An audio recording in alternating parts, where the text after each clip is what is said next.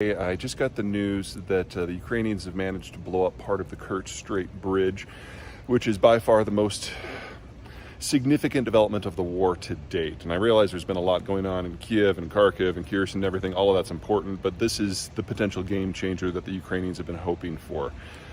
The Kerch Bridge is the only large-scale rail connection between mainland Russia and the Crimean Peninsula, which is home to about 2.5 million people, most of whom consider themselves to be Russian citizens, and the bulk of Russian forces both in Crimea and in southwestern Ukraine.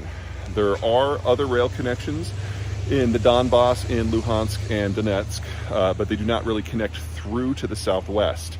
The rail connections that are relevant go all the way up to the Dnieper. So in order to get rail from the eastern stretches of Ukraine to the southern, they have to basically go right by Russian positions, and those have been within range of artillery since the beginning of the war.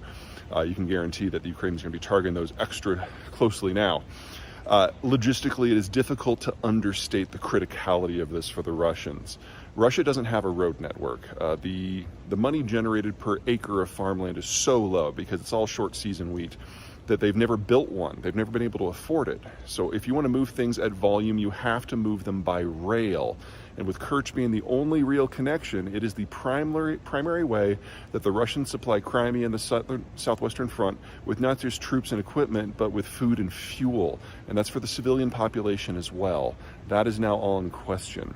Now, the Ukrainians have been wanting to hit this bridge since the beginning, but they have not been able to prove to the Americans that they can get trained up or be trusted with the long-range rocket systems that would be necessary to target something that's so reinforced and so distant. So they went old school and used a truck bomb.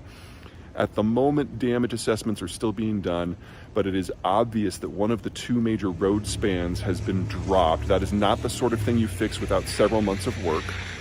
And they timed the explosion to blow up a fuel train that was going through, so the whole thing's on fire.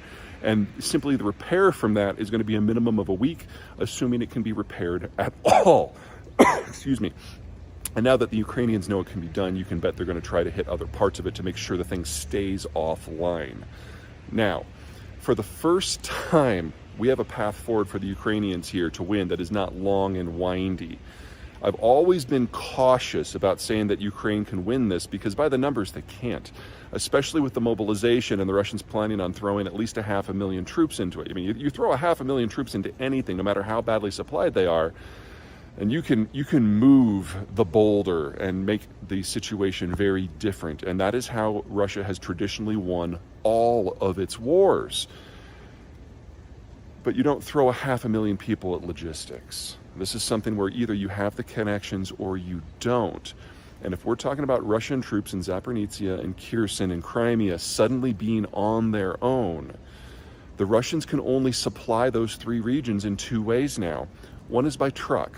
And we know that because of all the javelins that have been put into Ukraine and all the RPGs, that the Russians are almost out of their entire military tactical truck fleet, and they've started using city buses and Scooby-Doo vans. And those just can't take the volume of stuff that an active front line needs, and they're certainly far more vulnerable to disruption.